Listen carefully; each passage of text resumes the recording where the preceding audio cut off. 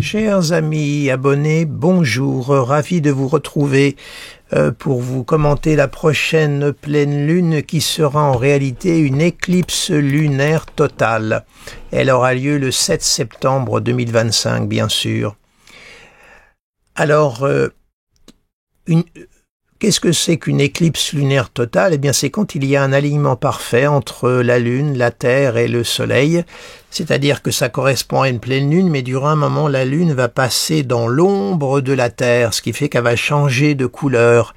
D'une couleur blanche, elle va passer à une couleur rougeâtre. Vous voyez, si je vous montre par exemple le thème en héliocentrique, c'est-à-dire la représentation vraiment exacte de notre système solaire, vous voyez, le Soleil est au centre, et on a la Terre et la Lune qui sont liés l'un à l'autre, c'est normal, l'une à l'autre, pardon, parce que la Lune est le satellite de la Terre.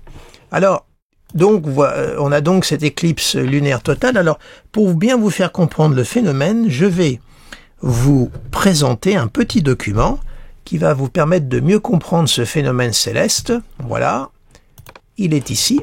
Je vous le livre, c'est pas très long, ça dure 2 minutes 02. Hein. Voilà.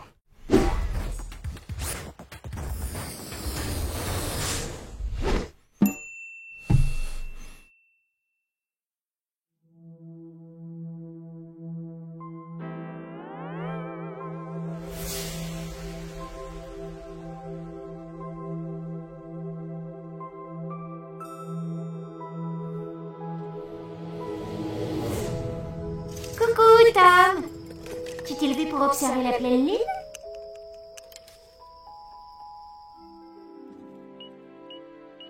Mais, Tom, que se passe-t-il? Pourquoi la lune a-t-elle changé de couleur?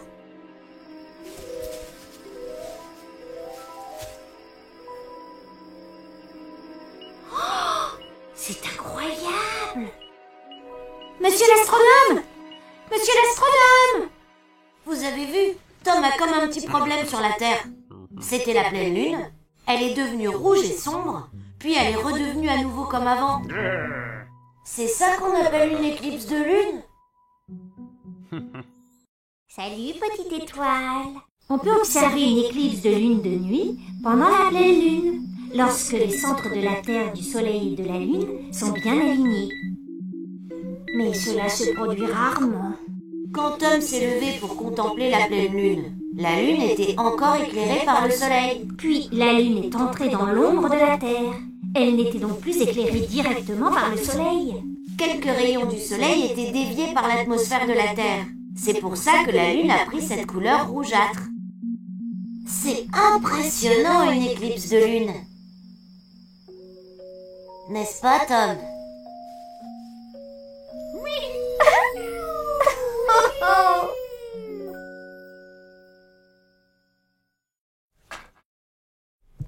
Et bien voilà pour la petite explication rapide du phénomène astronomique d'une éclipse lunaire totale. Alors maintenant, nous allons passer à l'interprétation astrologique.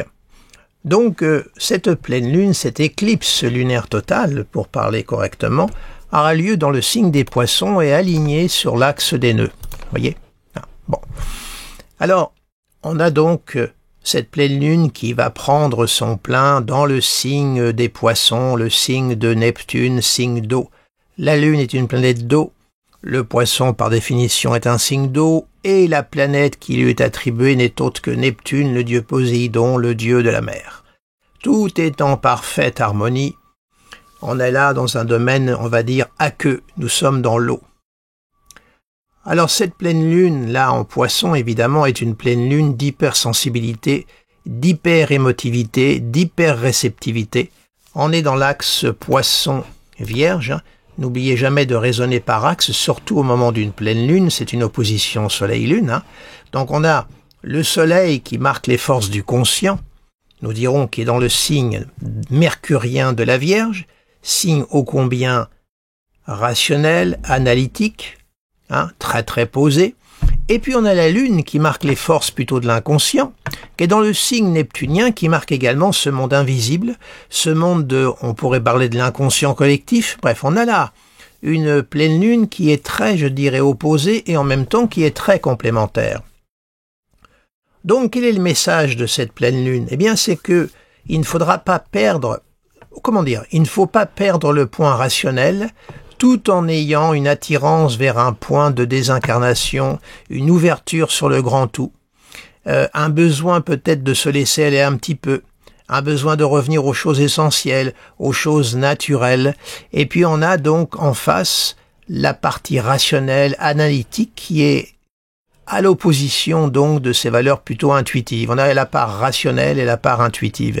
Donc le but de cette éclipse lunaire totale, c'est d'arriver à trouver un juste équilibre entre des forces dites rationnelles et des forces dites irrationnelles, pour résumer ma pensée. Donc on a une pleine lune en hyper-affectivité. Donc ne soyez pas surpris si durant la phase de cette éclipse lunaire, on va dire 2 jours avant et puis 2 jours après, vous êtes un petit peu plus à fleur de peau. Vous pouvez faire des rêves hautement symboliques, voire des rêves prémonitoires. Bref, les petites antennes, le plan intuitif va être particulièrement exacerbé. C'est une lune évidemment très féconde. Elle est dans le signe des poissons, donc elle est très très riche au niveau de l'imaginaire, des puissances de l'inconscient. Donc elle est très très bonne pour les artistes, les rêveurs, les musiciens, les poètes, les écrivains, tous ceux qui font appel à l'inspiration, qui vont puiser à cette source mystérieuse et insondable qu'est ce monde qui nous environne en fin de compte. Nous sentons que ce monde invisible est autour de nous, mais nous ne pouvons pas le toucher, nous ne pouvons pas le matérialiser, mais cependant, nous savons qu'il est là et qu'il nous enveloppe. Donc, une pleine lune, éclipse lunaire totale, tout en émotion, en hypersensibilité. C'est le moment d'aller faire un petit tour à la campagne, par exemple. Ça va se passer un dimanche, vous voyez. Donc, c'est le moment d'aller à la campagne, par exemple. Le besoin un peu de voir l'océan. Si vous êtes proche de la mer, eh bien, allez au bord de la mer. Marcher dans la nature, etc., etc. C'est un moment aussi pour revenir aux choses essentielles. Alors, puisque cette pleine lune est dans l'axe Mercure-Neptune, on va positionner tout de suite Neptune. Allez, on va rester dans les maîtrises. Alors, on sait que Neptune, il est en bélier. Là, il est dans sa phase de rétrogradation puisqu'il va revenir encore en poisson pour rentrer en bélier l'année prochaine. Mais là, il est en bélier, donc on a un Neptune qui gouverne cette éclipse lunaire qui est dans le signe du bélier. Ce qui va, évidemment, c'est du feu et de l'eau. Alors l'eau et le feu, évidemment, ce ne sont pas des éléments très compatibles. L'eau a tendance à éteindre le feu, n'est-ce pas? Tout au moins, ça va faire de la vapeur. Ça peut faire aussi le coup du pétard mouillé. Bref. Mais le fait que l'éclipse lunaire se passe en poisson sous la maîtrise de Neptune et que Neptune est en bélier sous la maîtrise de Mars, ça ne fait qu'attiser l'hyper-émotivité et l'hyper-irritabilité en même temps. C'est-à-dire qu'on peut être particulièrement vulnérable et on peut être un petit peu, je dirais, hyper susceptible. C'est-à-dire la moindre petite parole, la moindre chose peut nous égratigner et nous blesser profondément. Donc c'est un moment où il faut vraiment prendre beaucoup de recul, se mettre un peu à l'abri de toute situation qui pourrait être conflictuelle ou qui pourrait être susceptible d'occasionner des blessures, d'occasionner des heurts, des chocs. Essayons, autant que faire se peut, de nous protéger. Essayons, si l'on peut, d'être dans cette partie solaire, rationnelle, qui permet de mettre la bonne distance. Mais là, on est dans un aspect d'hyper-réceptivité et d'hyper-irritabilité.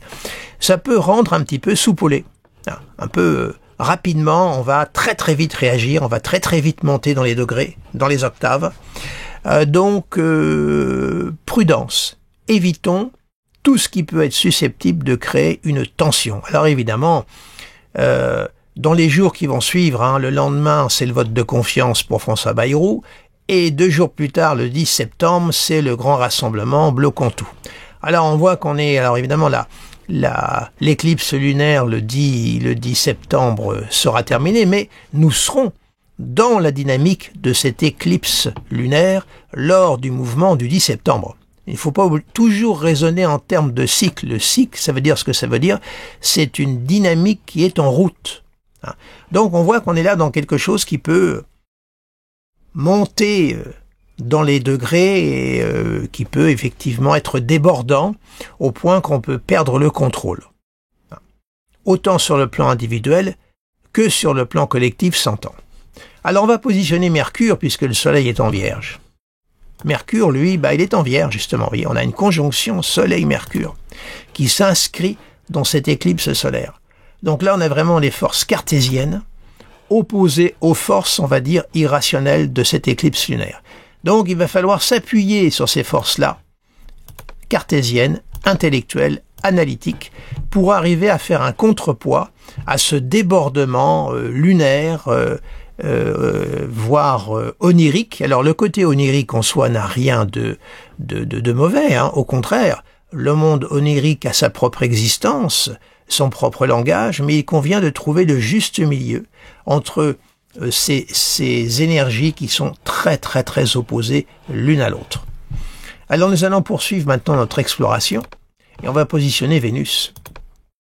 Alors on a une Vénus léonine, une Vénus lion, qui est au sesquicarré de Neptune et au quinconce de cette éclipse lunaire. Alors, et elle est au semi-sextile de... Voilà, semi-sextile du Soleil. Voilà, quinconce semi-sextile. Voilà. Alors cette Vénus léonine, c'est-à-dire Lion, une Vénus de feu. Là aussi, Vénus qui est la planète, comme je vous le dis souvent, plutôt de l'équilibre, de la concorde, la planète de la beauté, de l'esthétisme, de l'amour, de l'amitié, des associations. Elle est en Lion, donc elle est sous le signe du Soleil, donc ça veut dire que là, les sentiments sont très passionnés, très flamboyants. C'est une Vénus qui va réagir par la pulsion du cœur. C'est le cœur qui va parler en premier. Donc, et surtout qu'on a un semi-sextile. Alors le semi-sextile est toujours très délicat à exprimer. Et dans un cadre collectif, j'avoue qu'il joue davantage sur un plan individuel que sur un plan collectif, ce semi-sextile. Donc, tout au moins, il n'est pas très très fort sur un plan collectif. Mais tout au moins, on a une Vénus solaire, une Vénus qui aspire à la beauté, qui aspire à la lumière. C'est tout sauf le côté bourbeux. On est à l'antithèse de tout ça. C'est une Vénus qui a besoin de beauté, qui a besoin de lumière, qui a besoin de clarté. C'est... comment dirais-je, Vénus Lion, ça peut avoir une composante narcissique, il est vrai, mais c'est aussi le cœur et les sentiments qui sont liés. Alors nous allons poursuivre notre exploration. On va positionner Mars, justement. Alors Mars est en Balance. Là, pour l'instant, il n'entretient aucune relation avec ses autres congénères du ciel. On a un Mars sous la maîtrise de Vénus. On a un Mars au service des valeurs de Vénus, donc un Mars qui est au service d'un équilibre, au service d'une volonté pour apporter un équilibre, une harmonie, apporter, on va dire, une équité, là où peut régner tout le contraire précisément. Donc on a un Mars qui est en exil, parce qu'il est dans son signe opposé, il est là. Et comme je dis toujours, il est en exil parce que de sa fenêtre, il contemple sa terre. Donc, il y a une frustration, mais en même temps, il est obligé de s'adapter là où il est. Il est donc dans le monde de la Balance, le monde de Vénus. Donc, il est obligé de s'y adapter et de suivre les règles de Vénus, quoi qu'il en soit. Donc, on a un Mars qui marque l'action, le combat, le désir, qui est au service des valeurs de Vénus, qui marque plutôt la concorde et l'équilibre. Donc, un Mars qui va chercher à établir un équilibre et un rapport de force qui soit égal. Voilà. Positionnons Jupiter. Lui, on sait qu'il est en Cancer. Voilà. Il est au trigone de la Lune et au sextile du Soleil, c'est-à-dire que Jupiter fait la jonction de cette éclipse lunaire. Alors ce Jupiter est au carré de Mars. On a le carré Jupiter-Mars, c'est-à-dire on demande réparation Mars pour quelque chose que l'on considère d'injuste. Alors ça peut se traduire comme ça dans les vies des uns et des autres. Vous pouvez vous trouver dans une situation et vous estimez qu'elle est injuste, vous l'estimez blessante, et vous demandez réparation pour demander justice. Jupiter est dans son signe d'exaltation. On a même une réception mutuelle entre une Lune qui maîtrise Jupiter et un Jupiter qui maîtrise la Lune, puisque, comme vous le savez, Jupiter avait maîtrise sur le signe des Poissons à l'origine. Donc là, on a l'aspect qui demande réparation, surtout que Jupiter fait le point d'intersection, je dirais la porte de sortie ou la résolution dialectique de cette éclipse lunaire. Donc là, voilà. Donc, dans les vies des uns et des autres, ça peut être un moment où on peut être confronté à une situation qu'on estime injuste et on va demander réparation. Une Vénus dans le signe de la Balance, au carré de Jupiter. Alors, le mouvement des Gilets jaunes le 17 novembre 2018 avait débuté sous un carré Jupiter-Mars. C'est-à-dire ces gens qui sont descendus dans la rue pour demander réparation, qui en avaient marre. Et là, on voit que le mouvement du 10 septembre redémarre sous cette même configuration. Alors, je fais la comparaison uniquement sur le plan astrologique. Je ne dis pas que le mouvement qui va naître le 10 septembre va être la représentation, la réplique du mouvement des Gilets jaunes. Nous n'en savons rien. Mais tout au moins, on voit qu'il y a quand même la vague grossissance neptuno-lunaire et ce Neptune en bélier, là, le collectif dans le signe de Mars. La colère gronde, la colère peut monter. Ça peut être l'aspect du tsunami, tout ça. Non. Je dis bien ça peut. Continuons l'exploration. On va positionner Saturne, le père tape dur. Ben voilà, Saturne est en rétro, il revient en Poisson. Il est au 16 carré de Vénus. Alors ce Vénus, ce Saturne, il revient en Poisson. Alors en Poisson, c'est vrai que Saturne en Poisson, c'est pas vraiment son univers. Il est pas chez lui, lui qui est plutôt tout en réflexion, en intériorisation, en rationalité, esprit très méthodique. Il est dans le signe plutôt tout contraire, le signe des Poissons, donc dans l'univers de Neptune, et en plus il est conjoint à Neptune. Donc rétrograde dans le signe des Poissons, il va falloir faire preuve d'un grand souci d'organisation. Et là, Mercure le réclame. Parce que Saturne, qui marque la structure, là, il arrive encore dans les eaux de Neptune, ça flotte. Donc, les fondations ne sont pas solides, ça bouge. Donc, il va falloir faire un effort pour faire en sorte que les fondements ne bougent pas, que ça ne parte pas à volo, que ça ne parte pas à la dérive. Surtout que Neptune va revenir en Poisson, donc il va reprendre encore de sa force. Donc là, on a l'aspect, c'est vrai, très opposé à Saturne-Neptune, et puis c'est le fameux cycle dont je n'ai cessé de vous parler, et lors du mouvement des Gilets jaunes, il n'y avait pas le cycle Saturne-Neptune, mais là, par contre, on a le cycle Saturne-Neptune qui peut marquer effectivement des soulèvements, cette majorité silencieuse, tout au moins que l'on veut taire, que l'on ne veut pas entendre, qui d'un seul coup se fait entendre. Et ce ne sont pas les propos de M. François Bayrou qu'il a tenus hier soir, où il tient responsable les ménages, les Français de la dette, parce que ce sont eux qui dépensent. Il fallait oser le dire, ça, hier soir. Quand même, c'est assez énorme d'entendre des choses pareilles. C'est pas fait pour, je dirais, calmer la colère. Des choses pareilles, vraiment. Plus provocateur que ça, on peut pas mieux trouver. C'est insensé. Ça, c'était une petite note personnelle, mais j'ai trouvé ça énorme. Les gens qui sont surendettés et ils dépensent de trop, ce sont eux. Non, mais franchement, il faut s'en occuper. Oh là là. Alors, on va poser Uranus. Hop. Uranus est en Gémeaux. Il est au sextile du cycle Saturne-Neptune. Uranus qui marque l'inattendu, qui peut marquer la révolte, la révolution, le besoin de changer les choses pour aller de l'avant.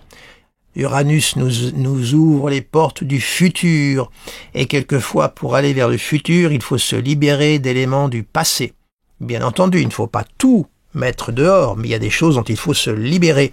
Il est au service de Mercure qui marque le mouvement, la pensée, relié à Neptune.